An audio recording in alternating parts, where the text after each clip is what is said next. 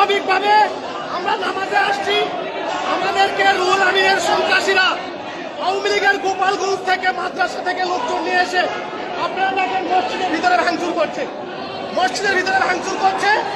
রুহুল আমিন জোর করে নামাজ পড়াবে, নামাজ পড়া মুসল্লিদেরকে আক্রমণ করেছে। দেখছেন এই ভাই কি বললো? এই ভাই বলল যে নামাজ পড়াক, কিন্তু সে মুসল্লিদেরকে আক্রমণ করতেছে, সে কিছু বলতেছে না। তার তার যারা কর্মী কিংবা যাদেরকে নিয়ে আসছে ছাত্ররা, যারা বোঝে না আসলে, এই সমস্ত মানুষজনরা কলম আসলে বোঝে না, না বুঝেই এরা মানুষের উপরে আক্রমণ করেছে এবং সাধারণ জনগণের উপরে আক্রমণ করেছে। এটা তো ঠিক হয়নি। এটা কি ঠিক হয়েছে? এটা কেন করলো? তো সে এটা তার জবাবদিহিতা দেওয়াই লাগবে এবং সরকারের উচিত এখনই একটা টিম গঠন করে এটার সঠিক তদন্ত করা।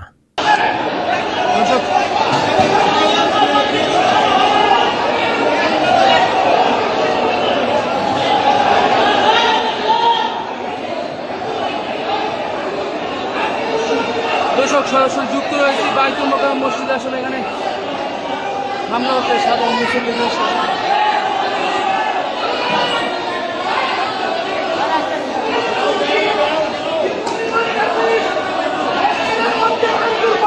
নুর ভাই, ভিতরে কি হয়েছে আসলে বিষয়টা? মসজিদের মধ্যে মেরেছে।